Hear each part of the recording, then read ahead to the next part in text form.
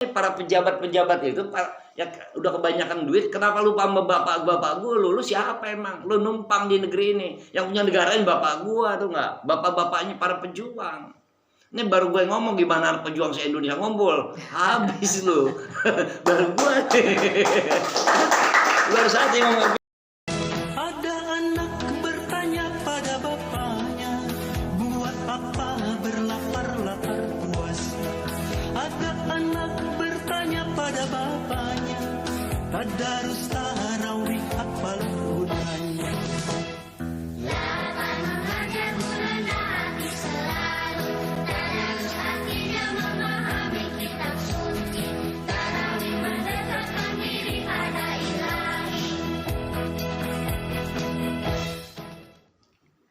Assalamualaikum warahmatullahi wabarakatuh. Salam sejahtera untuk kita semua. Om Swastiastu, salam kebajikan. Jumpa lagi kita di acara Napaktilas. Yang alhamdulillah ayahanda berkenan nih untuk sama-sama kita mengungkap apa yang terjadi selama ini terkait sejarah apapun itu di channel YouTube Ayah Syarif Official. Oke, sahabat semua, para ikhwan dan akhwat, kita dengarkan Napaktilas yang akan disampaikan oleh ayahanda kita. Terus mohon izin sebelumnya nih ya, kira-kira kenapa sih ya disebut nama ayah begitu? Kenapa nggak pakai nama Buya atau nama Abi atau Abu gitu ya? Kira-kira mohon dijelaskan ya. Makasih. Kasih anak ya. Iya ya. Jadi dari kecil Ewi dan lain-lain panggil ayah. Kenapa? Karena ayah itu bahasa Nusantara, khususnya bahasa Melayu. Nah, kalau kita tinggal di Banten pun, penduduk yang notabene sebagai pionir, sebagai ikon masyarakat Banten adalah suku Baduy. Suku Baduy itu ada Puun, ada Jaro, ada Tangkisan 12 dan lain-lain. Kalau manggil seorang orang tua laki-laki dengan sebutan ayah. Kalau manggil sebutan ibu, ambu. Kebetulan ayah ini sebagai murid Mama Armin atau Buya Armin, Syekh Tubagus Agung Muhammad Hasan Armin, Sekong, Cibuntu, Cimanuk, Pandeglang, Banten, bin Syekh Kiai Haji Agung Muhammad Thohir radhiyallahu anhu. Beliau adalah murid daripada Syekh Kiai Haji Agung Tubagus Muhammad Asnawi Caringin Banten bin Syekh Kiai Haji Agung Tubagus Abdurrahman radhiyallahu anhu. Nah, beliau ini yakni sebagai tokoh ulama besar di Banten. Dari Mama Asnawi ini punya anak namanya Syekh Tubagus Muhammad Ahmad Kanjim Asnawi bin Syekh Kiai Haji Agung Tubagus Asnawi Caringin Banten bin Syekh Tubagus Abdurrahman. Ya, anak beliau namanya yakni Syekh Kiai Haji Agung Ahmad Kanjim radhiyallahu anhu bin Syekh Kiai Haji Muhammad Asnawi Caringin Banten.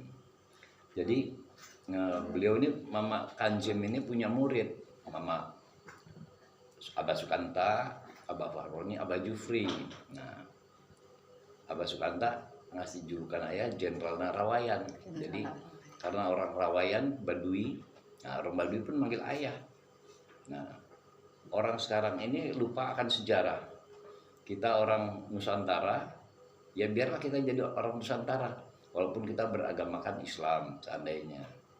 Tapi sekarang ini banyak orang yang lupa jati dirinya, bangga dengan negara lain, tidak bangga dengan negara dan bangsanya sendiri. Nah ini, jadi inilah kita harus bangga dengan budaya bangsa kita. Bangsa kita bangsa yang besar, yakni budaya Nusantara ini adiluhung, tinggi ya, tinggi. Bahkan orang Pulau Jawa khususnya yang saya tahu punya sifat, yakni apa? Sifatnya itu sangat agung. Karena dicanangkan oleh leluhur kita dengan suatu moto, ing ngarso mangun karso, ing madya suntulodo tuturi handayani, suci tata ngesti tunggal, Bhinneka Tunggal Ika Tanhana Dharma Mangruwa. Jadi leluhur kita dulu sudah mengkonsep. Nah, biarlah contoh kayak ayah ya, masyarakat Pulau Jawa bangga dengan kita sebagai suku Pulau Jawa ini. Walaupun kita beragamakan Islam. Jadi sebagaimana pendahulu kita berkata, jas merah, jangan sekali-sekali lupakan sejarah. Nah, dikatakan never like history, tuh. Jangan sekali-sekali lupakan sejarah. Jadi kembalilah pada jati diri bangsa kita. Bangsa yang besar adalah bangsa yang menghargai jasa-jasa para pahlawan bangsanya. Tapi kenyataan di era milenial ini itu udah terlupakan. Kenapa?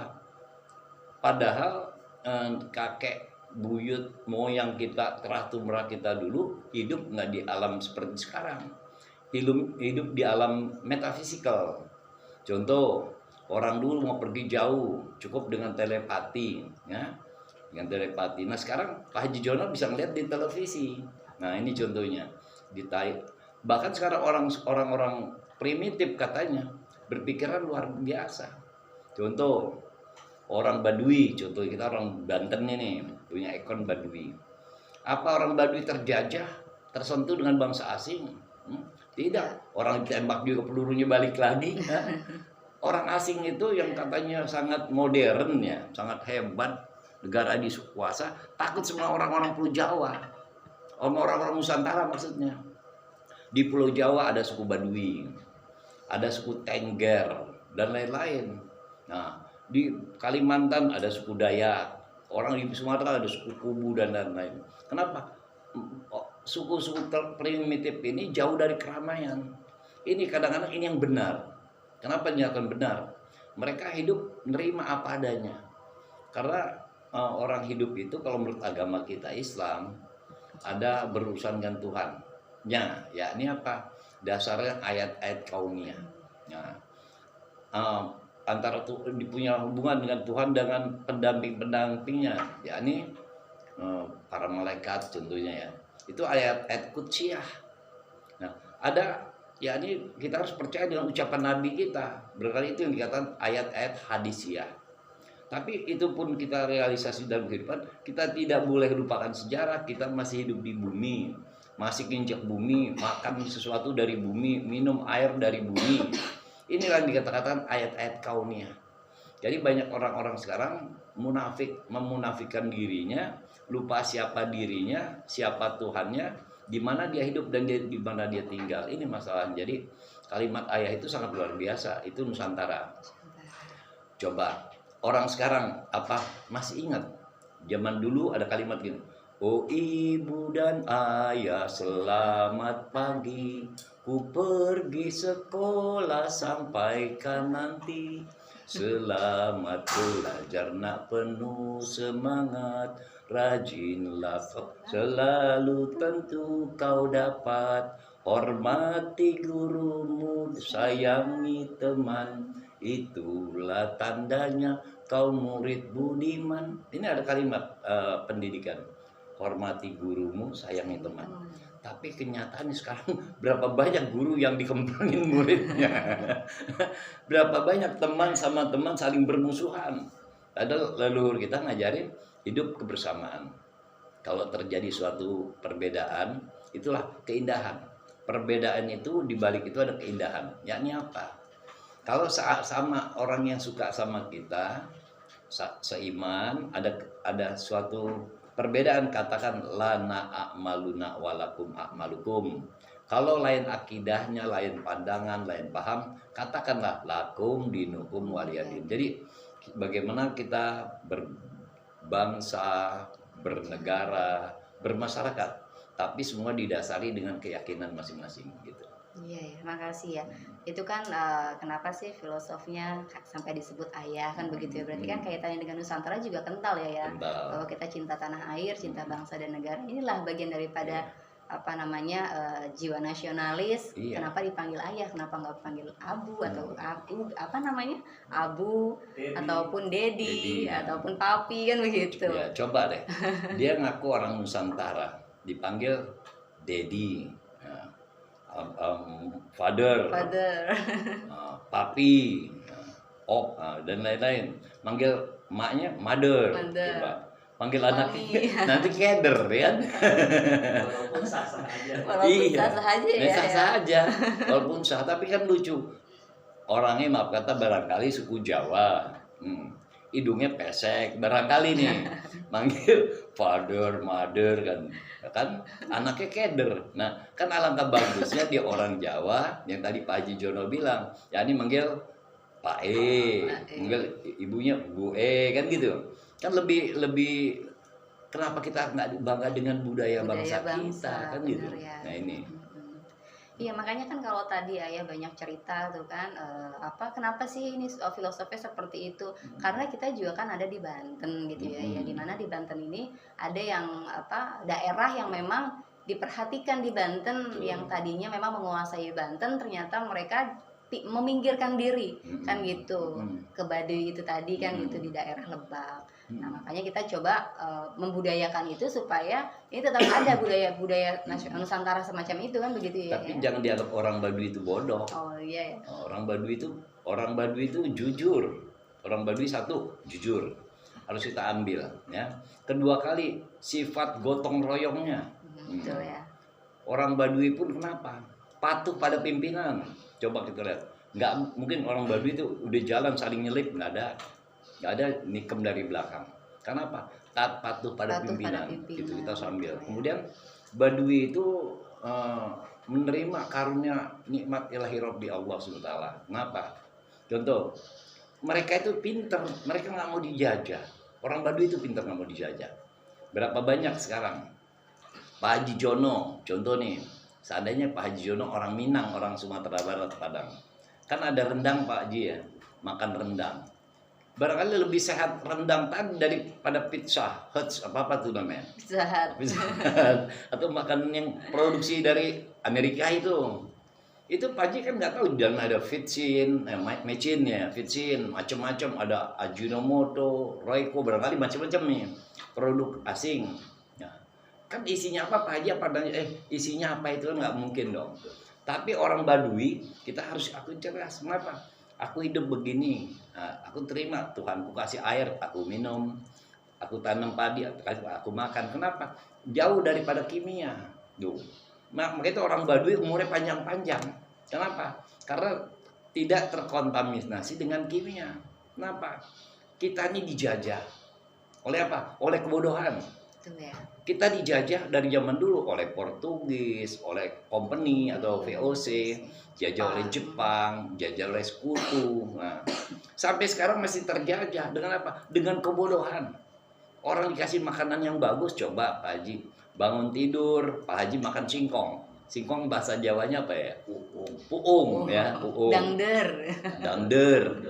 Singkong itu luar biasa. Pak Haji bangun tidur jangan makan apa-apa, makan singkong. Tapi syarat singkongnya dikukus, bukan direbus, apalagi digoreng. Tuh, itu menghindari penyakit. Contohnya penyakit kanker, termasuk kantong kering. Soal masuk rumah sakit duit habis Pak Haji kan. Nah, kanker, liver dan lain-lain. Karena di singkong itu Allah ciptakan satu-satunya tumbuhan yang memiliki vitamin B29, hanya singkong. Bukan sabun B29 ya, vitamin B29. Jadi orang kalau pagi belum makan apa-apa, makan singkong yang dikukus, nah secukupnya dimakan, dia minum, nah itu dibiasakan, itu terbebas daripada penyakit kanker atau penyakit berat. Coba besok Pak Haji Jono seandainya atau siapapun, Ewi atau yang lain-lain ya, makan vitsin, ayo cepat mati. Kenapa? Karena kimia. Jadi kita ini diracuni oleh kebodohan kita sendiri. Ayolah, sebagaimana kakek buyut kita, kakek kita, mbah kita nih, buyut kita berkata apa? Ik hal van Nederlander was. Nah, apa jadi, jadi beliau paling benci dengan penjajahan. Jadi beliau ini bercita-cita lepas dari belenggu penjajah, apapun dia namanya. Nah, cerdas, intelektual, dan berbudi pekerti yang agung atau luhur. Sebagaimana kalau kita orang Islam, Nabi kita tujuan diturunkan ke dunia untuk apa? Berakhlak mulia. Man laka wa ma arsalnaka illa rahmatan lil alamin. Akhlakul karimah, budi pekerti yang luhur, budi pekerti yang agung, uswatun hasanah, berakhlak yang baik. Untuk apa kita beragama kalau akhlak kita bejat? Untuk apa kita sholat? Nah, tahu-tahu ditangkap KPK. Untuk apa kita sholat? Tahu-tahu ditangkap polisi. Kalau dia beragama dengan baik dan benar, nggak mungkin dia ditangkap KPK atau tangkap polisi. Kenapa? Kalau dia orang Islam, dia sholat. Inna sholata tatanha anil fahsya wal munkar. Dengan dikerjakan sholat, dia tercegah daripada perbuatan keji dan munkar. Itu korupsi, keji dan munkar nggak itu? Betul. Nah ini. Jadi kalau sholatnya sudah benar sholat, ya nggak bakal ditangkap Akan, KPK. Kenapa? Barangkali sholatnya baru sholat-sholatan, pengen dilihat mertuanya, mau dilihat pacarnya, dilihat temennya. Alim bahkan di sini keningnya ada balak 6 nih, tuh. Bukan 2, 6. Nah inilah jadi sholat harus ada ilmunya. Sebagaimana ini kan sejarah budaya. Sebagaimana dikatakan dalam suatu kitab Jubat namanya, karangan Syekh Ibn Ruslan. Fakuluman birilmin ya'malu a'maluhu mardudatun la tuqbalu. Barang siapa beramal apapun tanpa didasari ilmu, rusak, tidak diterima, ditolak oleh Gusti Allah. Kenapa? Orang sholat ditangkap KPK berarti rusak dong sholatnya. Sholatnya nggak mampu memimpin diri orang yang sholat tadi untuk dapat mencegah perbuatan keji dan munkar. Nah inilah harus kita. Jadi secara harfiahnya, secara syariahnya, sholat ini bisa diterima oleh Allah, bermanfaat kalau wudunya benar, ilmu sholatnya tahu, wudunya benar. Nah, wudunya dinyatakan benar, diterima kalau istinjanya benar. Nah, bagaimana sholatnya diterima, istinjanya rusak.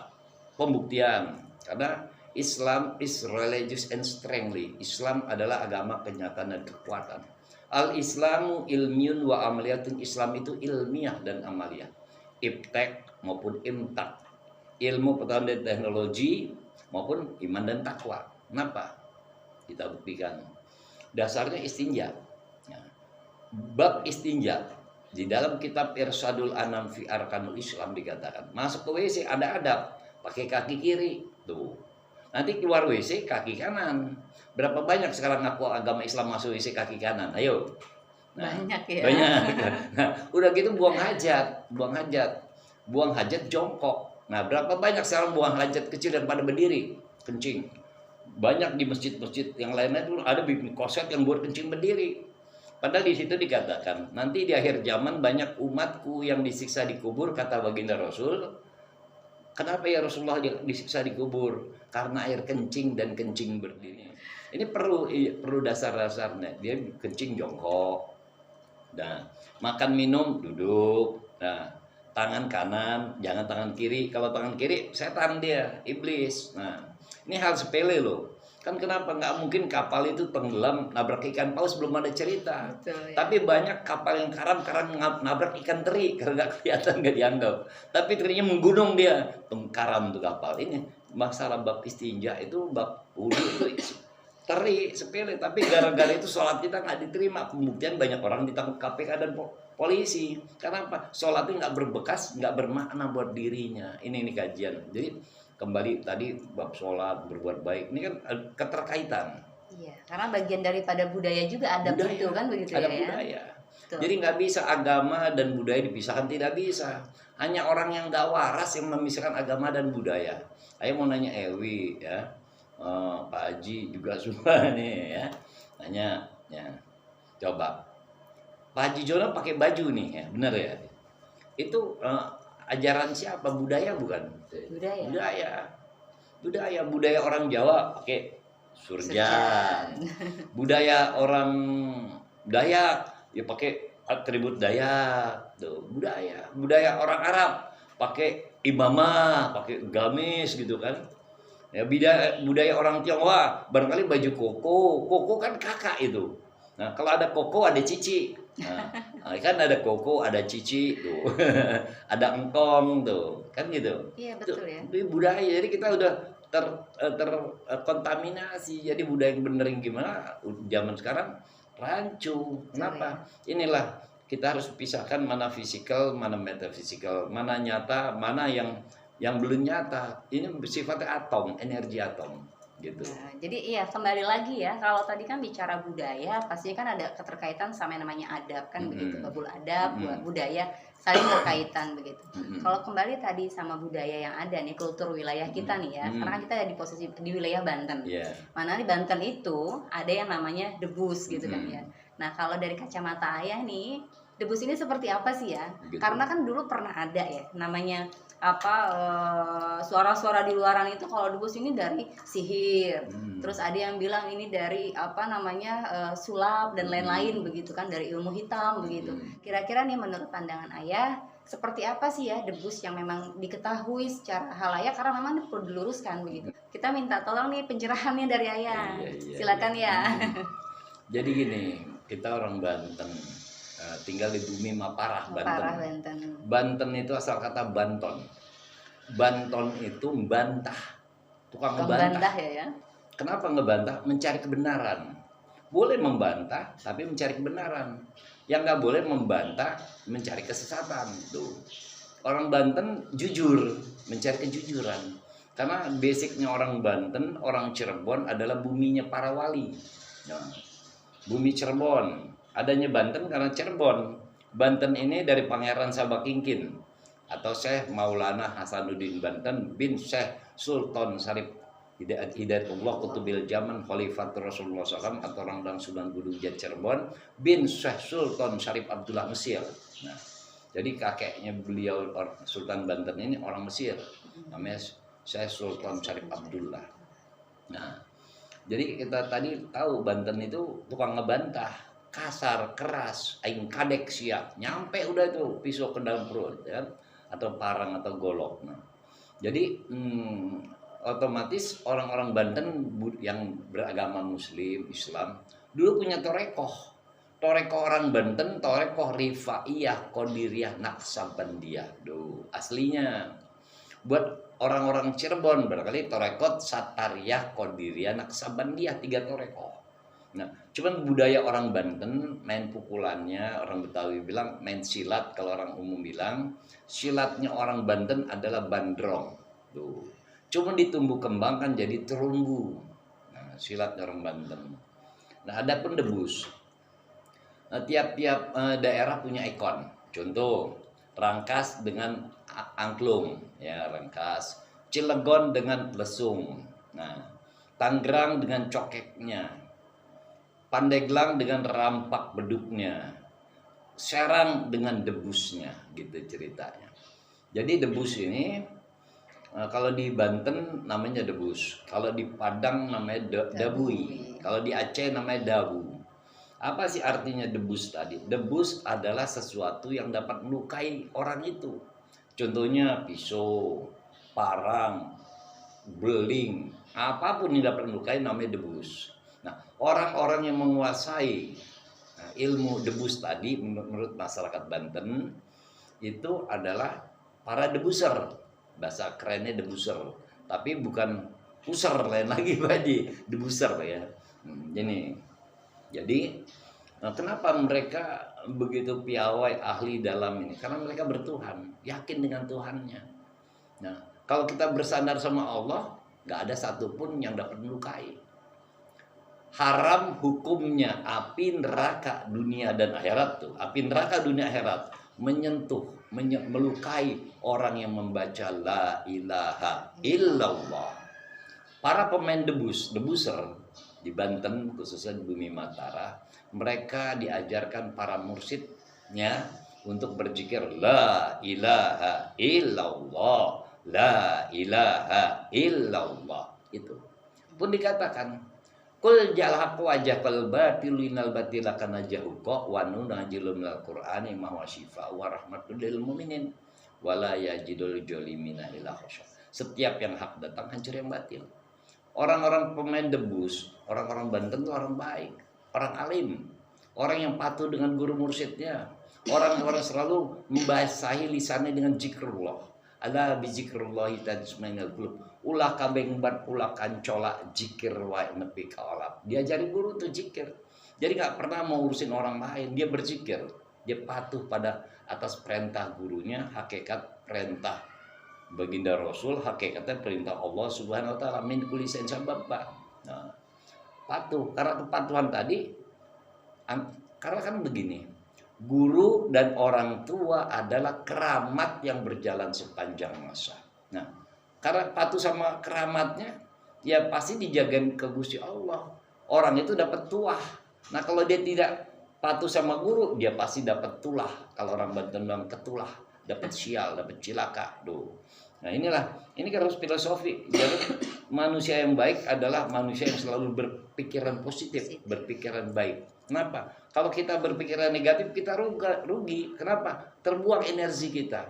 Orang iri dengki, orang jahil, orang iri dengki cepat mati. Orang banyak bersabar dan bersyukur, panjang umur, rezekinya makmur. Ini pilihan, hidup itu pilihan, multiple choice. Kita mau pilih yang mana? Karena di dalam hidup pun ada susah, ada bahagia, ada waktu. Nah, waktu ada kesempatan. Maka itu waktu dan kesempatan nggak bisa mundur, pasti dia maju. Maka itu orang Kulon sana berkata apa? Time is money, kata orang Kulon. Kemudian apa? Dikatakan, yakni waktu sangat berharga daripada berlian. Jadi sangat berlian bisa orang punya berlian, nggak ada waktu kesempatan hilang berliannya. Jadi more precious than diamond ya. More precious than diamond. Bukan lagi gold ya. Bukan gold, lebih murah kan gitu. Jadi inilah kita jadi para pemain debus itu bersandar diri pada Allah. Kun ma Allah fa illam takun ma Allah fakun illallah. Allahu hadiri, Allahu nadiri, Allahu syahidun alayya. Allahu ma'i, Allahu mu'ini wa huwa bi kulli syai'in muhit. Innallaha ala kulli syai'in qadir. Bismillahirrahmanirrahim. La yadurru ma'asmi syai'un fil ardi wala fis sama'i wa huwa samiul alim. Hasbunallahu wa ni'mal wakil, ni'mal maula wa ni'man nasyir. La haula wala quwata illa billah. Ya Allah, ya Rahman, ya Rahim.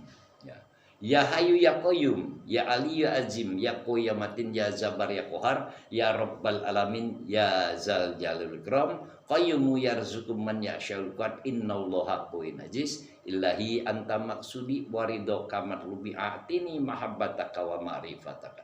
Ilahi anta maksudi warido kamat lubi atini mahabbataka wa bikurbika.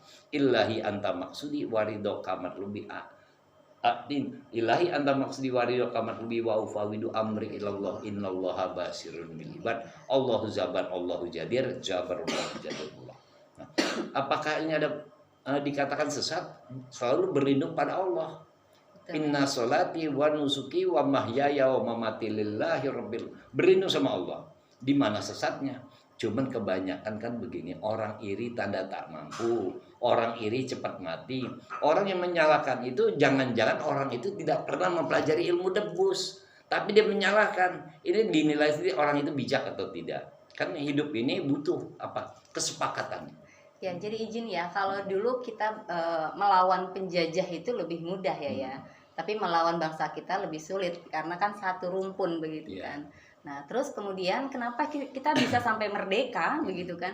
Kalau kita tidak punya sesuatu. Karena yang dilawan sama kita pada saat itu kan benda-benda yang memang sangat berbahaya, senjata-senjata tajam. Tapi dengan bambu runcing kita bisa merdeka kan gitu ya. Nah, kira-kira pandangan Ayah sih seperti apa sih ya? Kalau itu karena kan bicara dulu kan memang seperti itu kondisinya ya. Kembali kalau dulu Ayah, kalau sekarang kan ada handphone, ada digital yang lain. Kalau dulu tidak perlu itu, tapi Ayah bisa melihat nih. Orang tua zaman dulu bisa melihat, ini ada apa nih ke depan seperti apa kan gitu. Telepatnya sudah nyambung begitu ya. Kira-kira pandangan Ayah seperti apa sih ya? Itu memang itu yang asli sebenarnya. Bukankah kalimatnya awaludin ma'rifatullah, akhirudin ma'rifatullah? Pertama-tama kita beragama harus kenal dulu. Ma'rifat itu ma'rifat asal kata sifat. Sifat itu mata, mata itu untuk melihat. Dengan melihat dia paham, dia kenal, dia yakin. Kalau kita nggak paham, nggak kenal, nggak yakin, ngapain kita beragama? Kalau nggak paham, nggak kenal, nggak yakin, ngapain kita bertuhan? Nah, ini kita ketahui dulu ilmunya. Maka itu kalau bicara tentang tadi, kita ini beragama Islam, kita orang tinggal di bumi Banten. Nah, terah tumrah kita jelas ya. Kita penduduk Nusantara. Nusantara itu Nahdlatul Ulama, santri dan tentara. Nahdlatul Ulama bersepakat. Ya, kita nggak bicara siapapun. Nah, ini kita lihat dengan mata kepala. Kita sedang dijajah, sejarah sedang dibelokkan. Nah, coba kita lihat. Satu orang Sarip Kedong Ombo mampu bikin kocar-kacir Inggris. Satu orang area-area Surabaya namanya Bung Tomo. Apa yang kemudian Allahu Akbar, Belanda ketakutan. Kenapa sekarang udah demo Allahu Akbar, Allah gencar Allahu Akbar. Di situ tulisan la ilaha illallah, orang mandi, nggak manjur. Kenapa? Karena kencingnya jangan berdiri, lupa istinja. Ini real. Jadi kalau ingin kita disayang sama Allah, jaga diri kita. Hasibu anfusakum. Belajar kenali siapa diri kita, siapa kita ini. Nah itu Nabi Muhammad berkata, qala Rasulullah SAW, Nabi berkata, man arafa nafsahu faqad arafa rabbahu, wa man arafa rabbahu faqad jahila nafsahu. Jadi barang siapa yang mengenal dirinya, maka ia kenal Tuhannya. Barang siapa yang sudah mengenal Tuhannya, bodohlah dia. Pasti dibilang bodoh, wah dia udah bodoh nih, gila nih. Kenapa? Itu duit jelas loh, ada sekian puluh miliar, kenapa lu gak ambil? Kan gak ada orang lihat. Bodoh, padahal yang ngomong itu orang bukan ini. Nah ini kenyataannya tadi. Yang maling teriak maling, yang bodoh teriak bodoh. Ini nah, dicolong, ya nggak ada. Emang Pak Haji Jono bukan orang. Ayo, nggak ada orang lihat Pak Haji orang bukan. Nah ini. Jadi inilah belajar kenal diri kita dulu. Nah kalau kenal diri kita, kenal Tuhan kita. Maka itu tadi kenapa orang-orang dulu bisa sakti? Betul ya. Peluru nggak mempan, semua nggak mempan. Bagaimana secara akal bambu runcing mampu melawan senjata modern? Nah mampu, begitu ditembak jeger nggak mempan. Nih Mama Armin pernah pesan, ya Sarip kadio cari, ya amalkan. Insya Allah, jangankan peluru, bom meriam nggak akan meleduk. Kenapa? Yakin guru kasih. Nah, kenapa? Ya guru kita nggak mungkin, nggak ada guru yang mencelakakan muridnya, nggak ada orang tua yang mencelakakan anaknya. Cuman murid dan anaknya karena kebodohannya tadi pakai akalnya. Ingat, akal ada batas. Pikir tiada batas, zikir tak terbatas. Nah inilah, jadi ada ilmu fisikal, ada metafisikal. Kalau ayah nilai gini nak ya, jadi ayah bisa agama Islam, ya sebab lahir ke dunia ibu bapak. Nah, mencari Tuhan, itu dengan versi ayah, cari Tuhan ayah. Siapa sih Allah itu kayak apa sih? Nyari Tuhan. Ada ketemu seorang guru, mursyid insan kamil mukamil, bernama Syekh Kiai Haji Agung Muhammad Hasan Armin Sekong Cibuntu Cimanuk Pandeglang Banten bin Syekh Kiai Haji Agung Muhammad Thohir. Ketemu guru lagi Syekh Kiai Haji Agung Ahmad Sohibul Wafa Tajul Arifin bin Syekh Abdullah Mubarak bin Raden Nur Muhammad Patapan Suralaya Agar Agung Tanjung Depata Tasikmalaya. Ketemu guru Agung Syekh Kiai Haji Abdullah bin Kiai Haji Ahmad Satibi. Ketemu guru-guru yang lain. Dari kecil diajarin ngaji sama ibu, dikirim ke madrasah. Nah, cari perjalanan. Tapi apa yang diajarkan guru kita yakin, kita amalkan. Jadi kemanjuran tadi karena apa? Karomah guru, bukan karena karya kita. Bisa dasar itu, ingat Ewi, Ijes, Pak Haji Jono dan lain-lain. Bisa agama Islam jasa siapa? Apa Pak Haji Jono kenal Nabi Muhammad? Enggak kenal. Apa Pak Haji Jono kenal 4 sahabat Khalifatul Rasyidin? Tidak. Kenapa? Kita kenal lahir ke dunia dulu, nah baru kenal guru kita, yang nuntun kita guru kita. Tapi kita sebagai masyarakat Pulau Jawa khususnya atau Nusantara, kita bisa beragama Islam jasa-jasa daripada Wali Songo Jawa Dwipa, 9 wali tanah Jawa. Kalau orang Jawa Barat karena jasa yang Prabu Ken Santang Mangkunegara bin Sultan Pamanarasa Prabu Siliwangi. Atau orang kenal dengan julukan Sunan Rahmat Godok Suci Garut, tuh nama beliau. Itulah beliau pintu pembuka para wali songo. Jadi orang ziarah ke makam Wali Songo sebelum ke beliau emang mau lewat jendela, mau lewat pagar terakhir maling kan? Betul. Kalau ziarah lewat pintu dong. Nah, itu pintu pembuka Wali Songo. Nah, kita bisa dari itu bisa Islam. Jadi kita beragama Islam dulu ada tokoh. Tokoh ini terbagi 3 bagian karena ada Indonesia. Kalau Banten Sanghyang Sirah, kalau di daerah Jawa Timur Sanghyang Dempal namanya. Nah, Islam itu kalau di Jawa Timur karena tua kaki Sanghyang Dempal itu kaki. Di sana Syekh Maulana Malik Ibrahim, orang kenal dengan julukan kaki bantal. Ada orang kenal dengan julukan Syekh Maulana Malik Ibrahim atau Sunan Gresik. Beliau ini ahli tata negara. Tuh. Jadi wali-wali Allah dikasih suatu pemikiran brilian Allah, beliau ahli tata negara. Ada di wilayah Jawa Tengah. itu namanya Syekh Muhammad Bakir radhiyallahu anhu. Syekh Muhammad Bakir, orang Jawa bilang Syekh Subakir. Itu asalnya dari negeri Persia, utusan dari Sultan Turki. Karena Pulau Jawa ini banyak setannya dulu, banyak demitnya. Gak ada yang mampu, diutuslah beliau untuk naklukin Pulau Jawa dari setan, demit dan lain-lain. Orang bilang Syekh Muhammad Bakir, orang bilang Syekh Subakir. Ahli batin, ahli naklukin goib, ahli ruqyah lah gitu kalau sekarang nih. Wilayah Banten dengan julukan Syekh Maulana Ali, Syekh Muhammad Aliuddin tuh. Kalau Pak Haji Jono main ke daerah Karawaci, ada daerah Bencongan. Nah, cuman orang nggak bisa bencongan orang bilang itu Bencongan. Oh, harusnya begitu ya. Bencongan. Jadi bencongan.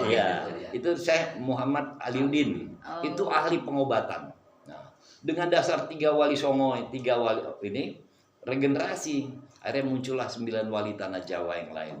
Anak-anaknya cuma Syekh Ahmad Rahmatullah, Syekh Maulana Mahadum Ibrahim, Syekh Jafar Sodik, Syekh Syarif Hidayatullah dan lain-lain, 9 wali.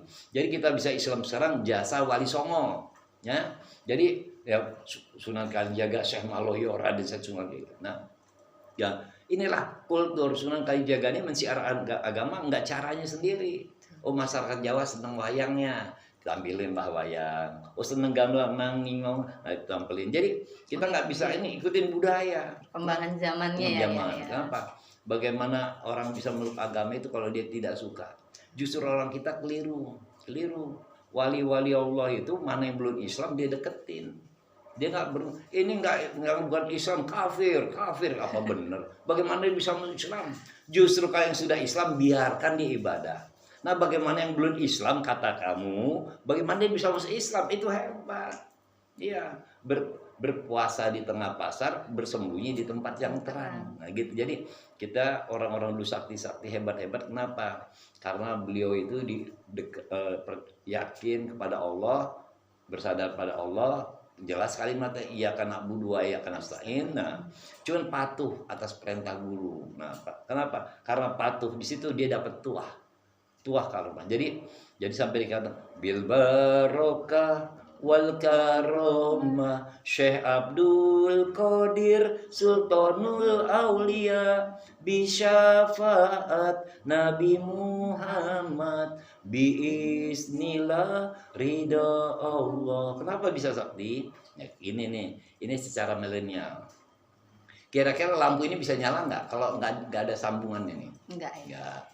Berarti ini lampunya ini energi bisa nyala karena disambungin Listrik. ke gardu yang listrik atau ke gardu. Apa disambung ke gardu bisa nyala? Kalau nggak disambung ke pembangkit tenaga listrik, contoh di Jatiluhur. Nah, Ya, sama. nyala. Nah, kita ini nggak bakal sakti karena nggak akan sakti, nggak akan kuat kalau ruh kita, jiwa kita tidak sambungkan kepada yang maha agung, Allah Subhanahu Wa Taala. Allah Subhanahu Wa Taala maha agung, maha sakti, maha kaya, maha segala-galanya, maha berkuasa. Nah, untuk sampai pada Allah yang maha suci, kita ini kotor, nggak bisa. Jadi kalau kita ingin sampai ke sana, Allah maha suci, kita kotor, ya kita bersih dulu, kita jangan kotor dulu. Istinjanya benerin, wudunya benerin, sholatnya benerin. Satukan ruh kita dengan ruh siapa? Ruh guru kita, guru mursyid. Nanti dengan gitu satu guru mursyid kita satukan dengan ruhnya baginda Nabi besar Muhammad. Ibarat gardunya nih, ambil energi atom yang tidak terhingga ya huwa. Dari sebab ini karena Allah dan Rasul nggak ada terpisah. Coba baca 2 kalimat syahadat. Namanya 2 kalimat syahadat pasti bersambung. Kalau sendiri bukan 2 kalimat syahadat, syahadat tauhid itu mah. Nah, kalau 2 kalimat syahadat 2 kalimat yang mengesahkan adat. Ini menarik ya sahabat-sahabat semua. Kenapa? Karena kan zaman itu yang tadi saya bilang itu namanya digital tuh nggak ada gitu kan, ini zamannya analog begitu. Nah itu kan zaman itu ya tadi ayah sampaikan kuncinya cuma taat dan patuh kan begitu. Samina wa ta'na. Semua segala sesuatu itu berkaitan sama yang namanya babul adab gitu kan. Contoh tadi ayah sampaikan seperti itu. Nah kemudian ya menarik sekali di saat tadi ayah sampaikan tentang perjanjian gaib yang ada pada saat itu Syekh Subakir yang bisa menguasai daerah Jawa, Pulau Jawa ya. Sempat kemarin terjadi meletusnya Gunung Semeru, mungkin sahabat-sahabat kan tahu semua ya. Nah, ini ada konon katanya perjanjian goib itu yang mana disampaikan oleh Syekh Subakir yang kemudian hasilnya seperti ternyata terjadi tuh ya sampai gunung itu meledak. Nah kira-kira nih menurut pandangan Ayah seperti apa sih, benar nggak sih ya cerita itu gitu ya? Jadi gini, hidup itu dalam kehidupan. Hidup adalah perjalanan menuju kematian. Siapapun yang pernah hidup pasti akan merasakan mati. Kematian tidak perlu ditakuti, kematian itu pasti. Karena apa? Karena kematian adalah rahman dan rahimnya Allah. Kira-kira seandainya Pak Haji Jono hidup terus nggak mati-mati, bingung nggak Pak Haji? Bingung ya? Itu kematian itu rahman dan rahim Allah. Pak Haji Jono nggak pernah minta hidup, dikasih hidup aja. Apa Pak Haji Jono pernah minta mati? Mati juga kan? Nah, jadi inilah banyak orang-orang yang sekarang merasa pinter tapi keblinger. Orang pinter itu belum tentu cerdas. Kebanyakan orang pinter itu minterin orang, bener kan? Nah, jadi ada orang cerdas bagus kalau cerdas orang. Ini banyak pinter minterin orang. Nah ini, wah. Pak Uji senang dipanggil senior, senang gue. Padahal senior itu senang nipu orang gitu kan, kan gitu. Inilah ini kepinteran. Jadi inilah. Jadi kita harus tahu dulu. Nah, tadi kenapa Syekh Subakir sampai begini nah. Jadi memang Syekh Subakir ini seorang wali kubro, wali besar. Beliau nasabnya sampai kepada baginda Nabi besar Muhammad SAW. Dari garis mana? Dari Sayyidina Husain radhiyallahu an bin Sayyidina Ali bin Abi Thalib karramallahu wajhah. Hakikatnya Syekh Subakir pun masih keturunan daripada baginda Nabi besar Muhammad SAW. Syekh Subakir atau orang Syekh Muhammad Bakir atau orang bilang Syekh Subakir gitulah. Jadi masih turun beliau. Kenapa ini terjadi? Jadi terjadinya ini semua kenapa? Karena perilaku manusia. Memang goib itu ada, goib malaikat goib, jin goib, jin pun ada yang ibadah, ada yang tidak ibadah. Karena ada jin, kalau menurut agama Islam ada jin muslim, ada jin kafir. Nah inilah manusia pun ada yang baik, ada yang buruk kan sama. Karena Allah ciptakan di dunia ini cuma dua makhluk pada hakikatnya. Wa ma khalaqtul jinna wal insan illa liya'budun. Tidak kuciptakan bangsa jin, artinya kan duluan jin. Nah, dan manusia belakangan. Itu ibadah. Ya, jadi jin yang ibadah ada, manusia ibadah ada. Jin yang gak ibadah ada, manusia yang ibadah. Ini tergantung. Maka itu disinilah yang kesalahan kita. Nah, tadi kenapa bisa terjadi? Karena persepsi dan cara berpikir manusianya berbeda-beda. Gini, itu semua terjadi bukan karena apa-apa, karena diri manusia itu sendiri mengingkari perjanjiannya. Waktu kita masih di alam perut ibu kita pernah berikrar Allah berhukum na'am qala bala syahidna. Tapi setelah keluar ke dunia pada hianat sama Allah. Ini real, kan? Nah, inilah jadi ulah perbuatan manusia. Maka itu dikatakan musuh yang paling besar adalah hawa nafsu, jihadul nafs. Belajar mengendalikan hawa nafsu kita. Nafsu jangan dibunuh, dikendalikan. Kalau manusia nggak punya nafsu bukan manusia lagi. Nah, bab tentang Syekh Subakir itu semua terjadi karena perilaku manusia. Alhamdulillah ya. Izin ya menyikapi tadi Ayah sampaikan ada khodam, ada khorin. Nah bedanya ini apa ya antara khodam dan khorin ya? Kalau khorin itu dari bawaan lahir kita sudah ada khorin. Nah kalau khorin dari dalam berarti memang Allah sertai itu. Allah ciptakan manusia disertai malaikat yang mendampinginya, menjaga dan menghalau, di antara khorin tadi sebutannya. Kalau khodam itu dari luar, ya khorin dari dalam, khodam dari luar. Khorin kita sebenarnya kita jadi orang baik. Cuman kan banyak orang pun belum ketemu jalan yang baik. Akhirnya pengaruh ya. Pengaruh. Akhirnya khorin yang mau baik kita enggak, akhirnya bertabrakan energinya gitu. Baik ya, terima kasih ya. Terus ya maaf nih ya, tadi dilihat di situ di meja ada tasbih. Itu tasbih apa ya kira-kira ya? Oh ini ayah tasbih ini pemberian orang ya, dari ini sih dapatnya dari Mesir, dapatnya dikirim dari Mesir ya, sampai kemari. Tapi ini aslinya bukan dari Mesir. Dari mana ya? Ini dari Afrika. Ini tasbih kayunya namanya Al Salib. Ini bukan promosi, bukan. Ini karena ditanya dijawab, habis bingung namanya ya. Enggak, ini namanya Al Salib. Ol itu artinya tua. Salib, berarti palang salib ini. Kok bisa demikian? Jadi di zaman dulu kala ada pendeta anaknya sakit. Akhirnya pendeta tadi dengan cara agamanya ngobatin nggak sembuh-sembuh. Panggilin teman-teman yang rame-rame, doain nggak sembuh-sembuh. Ya namanya anaknya sakit, ingin sembuh nggak sembuh juga, sedih. Akhirnya pendeta tadi keluar rumah dalam keadaan murung. Berjalanlah pendeta tadi. Begitu ke pendeta tadi berjalan ketemu orang tua, kakek-kakek. Nah, kalau ayah menurut cerita dari orang tua, itu orang kakek-kakek di pendeta tadi, yakni seorang waliullah. Beliau ini rajanya para wali, nama Syekh Abdul Qadir Al-Jailani Qadasallahu serajanya, Sultan Aulia. Nah, karena pendeta akhir Syekh Abdul Qadir wali orang Islam, ini pendeta lain agama. Tapi karena ini butuh, nah, beliau nggak ngasih pahamnya agama Islam. Kenapa kamu, anak saya sakit, saya udah berusaha nggak sembuh-sembuh. Nah kemudian pendeta-pendeta teman-teman saya undang obat dengan cara kami obat. Oh, ya udah gini aja, coba kamu jalan ke sana, nanti di sana ada pohon. Kalau ketemu pohon kamu naik, ambil, yakni yang kamu bisa. Tapi dengan syarat jangan pakai apa-apa, pakai tanganmu sendiri. Jadi nggak boleh pakai pisau, nggak boleh pakai parang dan lain, pakai tangan. Air kesan bener kan pohon. Dia pohon kayak gini, aku potong ya nggak kuat kan. Air ranting-rantingnya tadi yang bisa dipatahin ya ambil lah pakai tangan, dipatahin berapa ranting. Tiba-tiba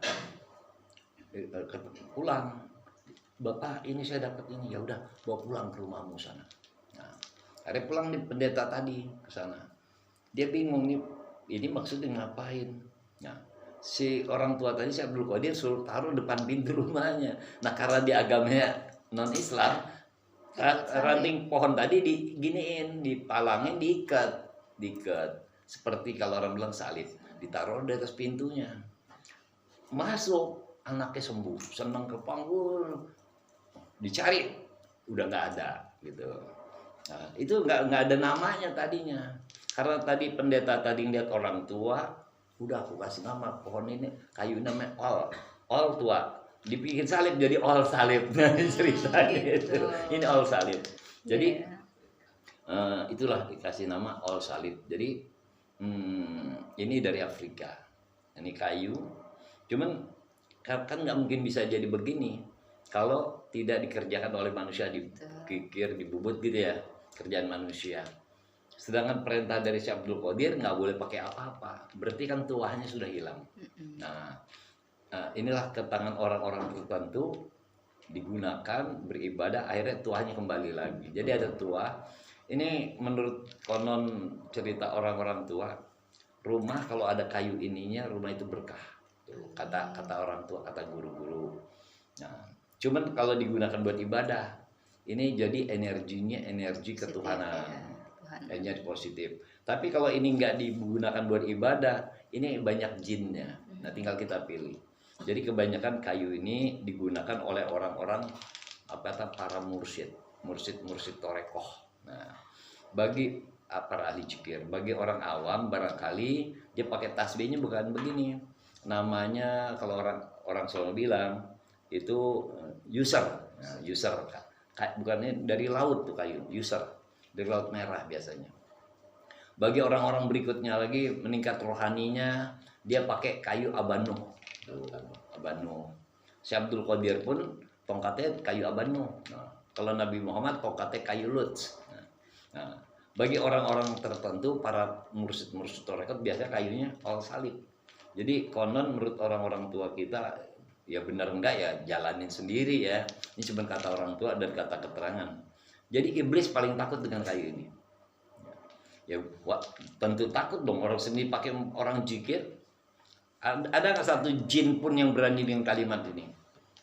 A'udzubillahi minasyaitonirrajim. Bismillahirrahmanirrahim. A'udzu biwajhil karim wa bikalimatillahi tammati lati la yajawijuna birun wala fajirun min sari mayan jila wa min sari mayaruju fiha wa min fitanil laili wan nahar wa min tawarikil laili wan nahar illa tariqan yaruku bihairi rahman. Ada enggak satu jin pun yang berani kalimat ini? Jadi kalimat ini tadi ceritanya waktu Nabi besar Muhammad SAW Isra wal Mi'raj itu diikuti oleh jin Ifrit. Akhirnya malaikat Jibril bilang, "Hei Muhammad," kata malaikat Jibril ya, "kau diikutin Ifrit." Kata malaikat, Jibril, gimana aku ngadepin Ifrit? Dia itu sangat hebat. Muhammad, mau nggak engkau aku kasih kalimat sakti, kalimat sempurna, kalimat yang ditakuti oleh bangsa jin. Nabi Muhammad bilang, mau Jibril, ikuti aku diajarin. Jadi kalimat tadi didapat Nabi Muhammad dari malaikat Jibril alaihissalam. Jadi kalimat tadi yang punya malaikat Jibril. Maka itu para orang-orang ibadah haji atau umroh, waktu Jumratul Wula, Wusto, Aqobah, dia baca itu. Tapi pertanyaannya sekarang, Pak Haji Jono waktu ibadah haji Jumrah baca nggak Pak Haji? Enggak. Ini gimana ini? Sempurna berarti. Nggak apa-apa nih kan inilah. Ini Kisahnya begitu kisahnya. ya. Ini bagian daripada ayat-ayat kauniyah. Jadi ayat itu nggak apa-apa nih kan sejarah Wawasannya, juga wawasannya. Ayat itu ada ayat Qur'aniyah. Ayat Qur'aniyah ini firman Allah. Ada ayat Qudsiyah, firman Allah dan sabda Rasul. Ada ayat hadisiyah, murni ucapan Rasulullah Nabi Muhammad. Nah, ada ayat kauniyah. Nah, ini bagian daripada ayat kauniyah. Kayu, batu, macam-macam deh. Alam semesta. Nah, ayat kauniyah. Jadi jangan dikit-dikit sirik nggak bener juga. Lu ngomong sirik lu sendiri sirik gimana? Contoh nih. Nah, Pak Haji bilang sirik, seandainya nih. Atau Bapak Raka bilang, ya itu sirik. Mau nanya nih, sirik ada berapa? Boleh nggak? Boleh. Kan ini hak tanya, gunakan hak jawab Pak Haji. Ini kata wartawan ini. Benar. Nah, sirik itu ada dua. Sirik jali, nyata, siapapun bisa lihat. Ada sirik khafi, sirik batin, sirik yang tidak kelihatan. Nah, contoh nih, syirik nyata, Pak Haji nyembah berhala, ya. Apa itu berhala? Kok berhala aja? Syirik nggak? Syirik siapapun lihat. Betul. Itu syirik jali. Dosanya masih lebih ringan daripada syirik khafi. Itu ringan loh. Syirik khafi lebih berat nih. Contoh nih syirik khafi nih. Contoh nih, Pak Haji sholat. Allahu Akbar. Contoh nih, contoh. Motor gue hilang nggak ya? Bini gue digangguin orang nggak ya? Dagang gue dicuri orang nggak? Syirik bukan Pak Haji? Syirik. Ini syirik khafi, dosanya lebih berat daripada syirik jali. Kenapa? Kalau syirik jali, Pak Haji, Pak Haji bukan nyembah Tuhan, Allah nih, nyembah pohon, nyembah apa gitu ya? Berhala gitu. Tapi ini Pak Haji dilihat orang sholat, bohongin orang, bohongin diri sendiri, bohongin Gusti Allah. Ayo, inilah maka itu jihadul nafs. Jangan gampang mensirik-sirikan orang, munafik, mengkafir-kafir. Oh jangan. Kita kafir lu. Kalau dia besok tobat mau apa kita? Jangan katakan orang itu masih hidup kafir. Minimal kufur nikmat. Banyak yang kufur nikmat. Udah dapat duit. Mestinya kan Pak Haji dapat duit 100.000. Alhamdulillah wa syukurillah bini. Kan gitu Pak Haji. Dikit nih 100.000, alhamdulillah. Besok dapat 1 juta, alhamdulillah wa syukurillah. Besok dapat 100 juta, alhamdulillah wa syukurillah binikmatillah. Dapat banyak, la haula wala quwata illa billah. Kenapa? Banyak orang biasa dapat 5.000, dapat 1 juta, meninggal Pak Haji. Bener kan? Bener ya? Jantungan dia. Inilah mensyukuri nikmat-nikmat Allah, la isakartum la ajidanakum. Iya benar ya. Kembali sama apa tadi syukur ya. Kita menikmati syukur yang dikasih sama Allah gitu. Karena yang terbesar ini adalah nafas kan gitu ya. Terkadang memang dari kita ini lupa akan nikmat yang terbesar yang Allah kasih sama kita. Nah, untuk menggunakan rasa syukur itu seperti apa sih penempatannya ya gitu. Syukur, kalau orang nggak bersyukur kufur. Kufur. Syukur kalau nggak ini kufur. Nah, mensyukuri nikmat-nikmat Allah. Kalau bicara kalimat mensyukuri itu ada di dalam surah Ar-Rahman ya. Ar-Rahman diulang-ulang bahkan. Bunyinya begini, Bismillahirrahmanirrahim. Fabi ayyi ala'i rabbikuma tukadziban. Hai jin dan manusia, nikmat aku yang manakah yang paling kau sia-siakan? Banyak orang yang saking pinternya lupa dengan nikmat Allah yang paling besar. Dia hidup cuma cari duit. Kalau punya mobil, punya duit, bersyukur bukan main. Tapi dia lupa. Kajiannya nih, Pak Haji seandainya punya rumah gedong, punya mobilnya apa deh, Lamborghini kira-kira nih. Alphard gitu ya. Hah? Alphard gitu ya. Alphard, Lamborghini, Ferrari. Udah gitu istrinya cantik 10 lagi istrinya Pak Haji.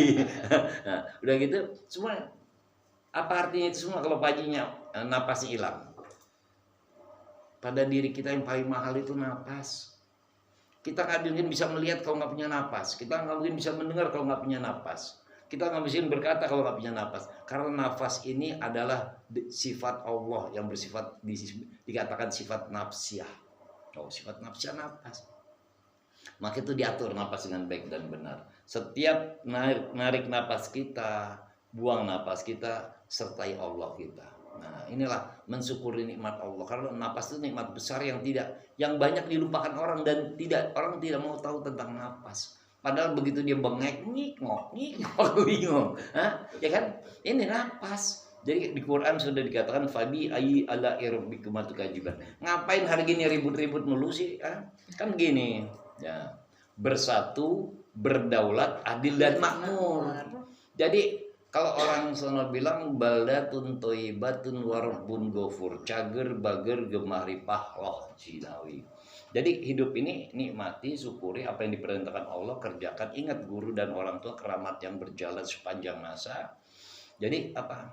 Itu tadi kita bersatu, berdaulat, adil dan makmur. Kita jangan mimpi bisa adil dan makmur kalau tidak berdaulat.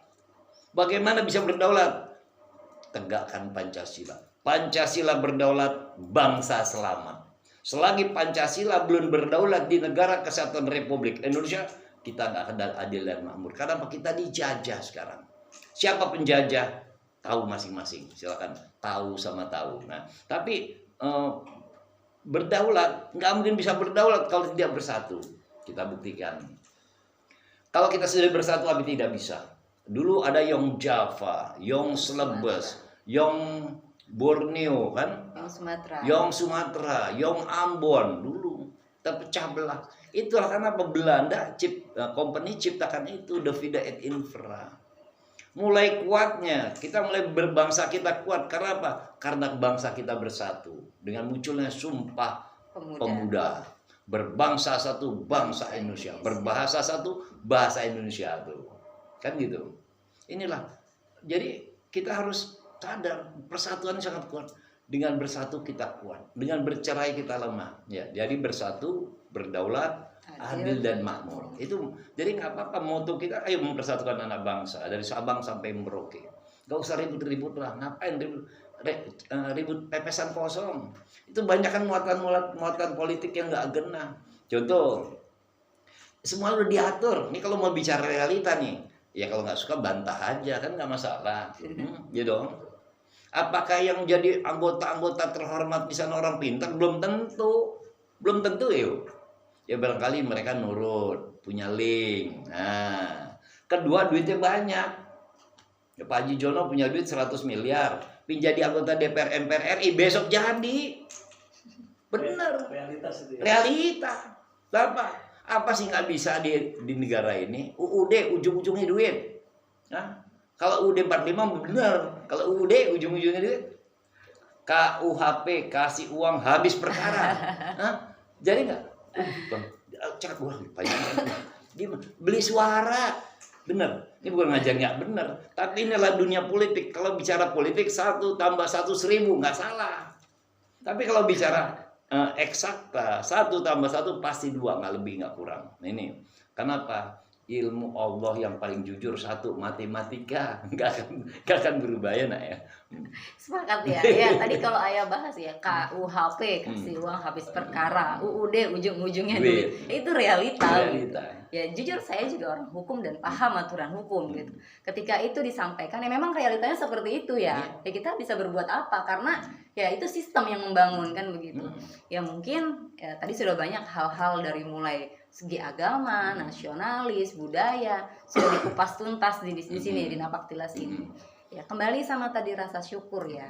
bumi, air, laut, semua itu dikuasai oleh negara untuk kemakmuran masyarakat, Iya. kan begitu. Mm-mm. Nah, di sini dilihat ada airan ya. Mm. Airan ini maksudnya seperti apa sih Oh, ayah? gitu. Bentuk ayah buat air ini Mm. bagaimana? Maksudnya fungsinya buat apa gitu ya? Izin ya. Iya, iya. Berdasarkan Undang-Undang Dasar 1945 itu ada pasal 33. 33. Darat, laut, udara dikuasai oleh negara. Betul. Kita lihat tuh pinggiran pantai itu reklamasi siapa yang ngizinin? Nah, itu dia ya. Nah, ada nggak yang boleh beli pantai, beli laut? Ayo, darat, laut, udara dikuasai oleh negara. Sekarang kita lihat mana? Inilah kajian. Ini yang bikin airannya filosofi. Kenapa? Kita ini udah dikuasai oleh asing, daratan kita, lautan kita, udara kita. Kita lihat yang namanya NKRI dari Sabang sampai Merauke. Kita di wilayah kita, Indonesia. Itu di Indonesia ini terdiri dari 70% lautan, 30% daratan. Daratan kita kecil, kenapa kita ribut? Nah, itu laut 70% kenapa dibiarin? Ikannya dicolongin oleh bangsa asing. Hasil laut kita luar biasa. Ih, kekayaan laut. Maka itu orang sekarang ini sok milenial lupa lagu Kus Plus. Tongkat kayu dan batu jadi tanaman. Itu udah semua. Udah, air kita kelola kaya raya. Sementara ini yang ngelola orang asing. Coba ada suatu minuman ya berbunyi ini amoral, artinya apa sih? Tidak bermoral.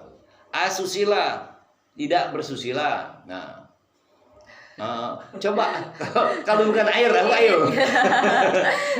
Kalau bukan Makasih air, ya. ini ada papan tulis nggak? Pinjam papan tulis spidol ada ya? Pinjam. Mana sini coba? Nah. Ya jadi memang itu ya Nggak apa-apa. perlu pembahasan gitu. Pembahasan. Karena kan memang ini kekayaan yang memang harusnya kita syukuri, tetapi kenapa di lapangan itu ini dinikmati bangsa asing kan Bahasa asing. begitu. Nah. Ini gini ya buka nih. Nah, ya nggak apa-apa nih kelihatan. Ayah ini anak veteran ya. Ayah bapaknya ayah veteran, kakek ayah veteran.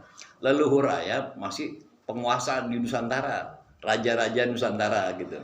Ini bukan ngomongin, tapi ini kan kita bicara realita ya. Nah, contohnya ya anak veteran, bapaknya veteran, punya skep veteran no. Kalau nggak hoak namanya kan gitu, hoak.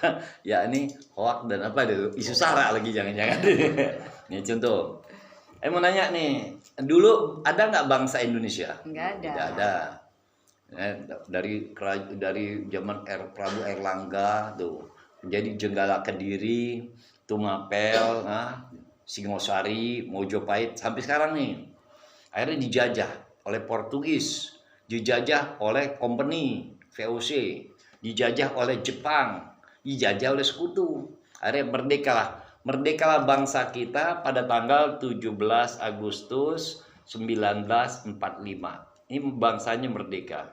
Bangsa atas nama bangsa Indonesia Bapak Soekarno, Bapak Hatta yang memproklamirkan dengan preambulnya nanti tentunya di Undang-Undang Dasar. Tanggal 17 Agustus 45 bangsa Indonesia merdeka. Yang merdeka apa? Negara apa bangsanya? Bangsa, nggak ada negara. Nggak ada kemerdekaan negara sampai sekarang. Belanda itu company nggak ngakuin kemerdekaan bangsa kita. Sialan tanya. Ngakuin nggak? Kalau dia ngakuin dia salah, dia mesti bayar upeti sama kita. Pampasan perang, bener kan ya? Nah, tanggal 18 Agustus 1945 terbentuklah RIS, Republik Indonesia Serikat, yang sekarang berubah nama menjadi NKRI. Sepakat kan nih? Protes nggak bayar. Jangan di belakang orangnya protes, di depan orang nggak apa-apa nih. Tuh, betul? Betul. Nah, ini bangsa ini ada nih bangsa, ada bangsanya merdeka. Tapi kan di RIS Republik ini, NKRI RIS nih, ada daratannya, ada rakyatnya, ada pemerintahan. Itu syaratnya, de facto and de jure. Nah, kemudian yang memerdekakan bangsa ini siapa? Para pejuang, betul? Para pejuang kemerdekaan Republik Indonesia. Yang dinyatakan oleh negara kesatuan Indonesia adalah veteran Republik Indonesia. Sepakat kan nih? Ya, veteran sudah pasti pejuang. Pejuang daerah belum tentu dinyatakan veteran. Kalau veteran pasti punya bintang gerilya, punya bintang mahasakti. Veteran sudah pasti pejuang. Pejuang belum tentu veteran. Sepakat kan nih? Nah, ini kesepakatan nih. Nah, Ini pejuang loh. Apalagi sekarang zaman ini tentara atau polisi. Tuh. Keamanan Polri, pertahanan TNI. Mereka masih aktif. Begitu pensiun namanya purnawirawan, betul. Purnawirawan belum tentu veteran. Veteran sudah pasti purnawirawan. Sepakat kan nih? Sepakat. Nah, ini veteran yang bikin bangsa Indonesia merdeka. Nah, ada bangsanya nih, NKRI sekarang nih. Ini ada NKRI. Yang orang sebut, NKRI, saya Pancasila. Banyak yang begitu kan. Lu orang apa benda lu? Kan gitu ya, bener ya? Pinternya kepinteran ini orang nih. Nah bener, ada NKRI. Yang bikin NKRI siapa? Para pejuang. Veteran ini. Betul ya? Terbentuk negara. Yang membentuk ini veteran. Ayah ini anak veteran tuh, ini anak kandung, veteran. Buktinya ada skep veteran nih no, kan gitu. Veteran memerdekakan bangsa. Anak-anak veteran ini mengisi kemerdekaan bangsa Indonesia dengan hal-hal yang positif. Ipolek sosbud hankam gama. Tuh. Ini kita nggak bisa kerja sendiri. Akhirnya bapak-bapak kita udah membentuk negara. Bapak-bapak kita tadi sepakat pilih anak tiri nih, anak tiri, ya. Kuatan anak tiri anak kandung.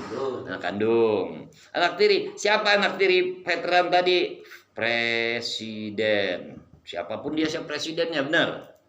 Presiden tadi bisa kerja sendiri, nggak bisa, butuh pembantu, jongos-jongos, office boy, para menteri, benar. Ini bahasa kan milenial ini, benar. Pembantu ada yang bilang babu, ada yang bilang jongos, ya kan gitu aja ya. Nggak apa-apa, ini perlu dikaji nih, makanya itu nggak boleh sombong ya pejabat harus pegang amanat, jangan hianat gitu dong.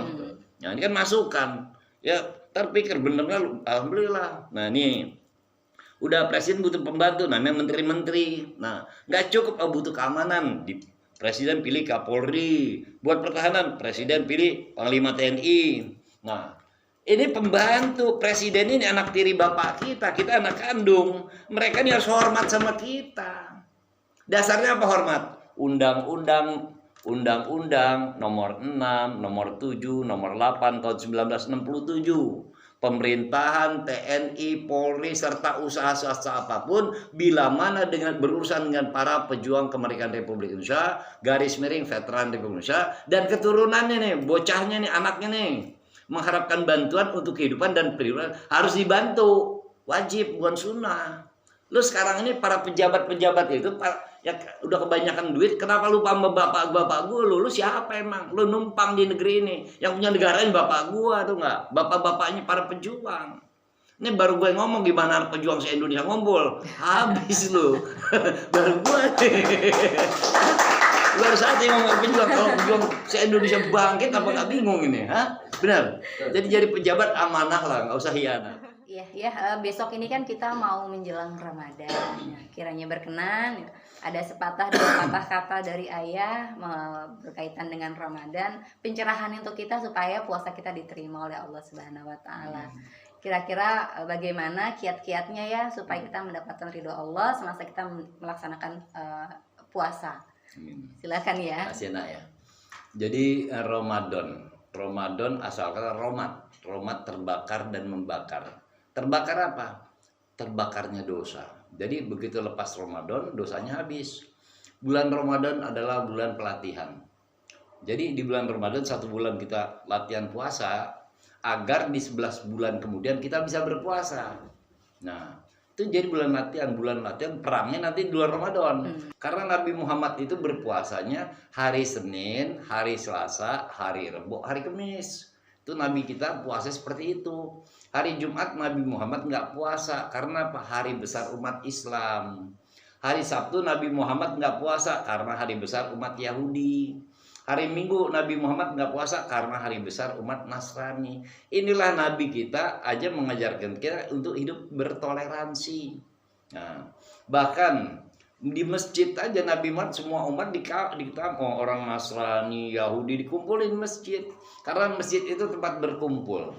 Masjid asalnya masjidu maus, tempat sebaik-baiknya untuk bersujud kepada Allah. Nah, dikumpulkan. Jadi masjid itu tempat syiar, tempat mengajarkan sesuatu, ya, latihan apapun silakan masjid. Jadi orang berpuasa itu ada buka, ya, ada sahur. Nih kalau ini ya, yakni pasang niat puasanya di habis sahur nih, udah nggak mau makan, pasang niat.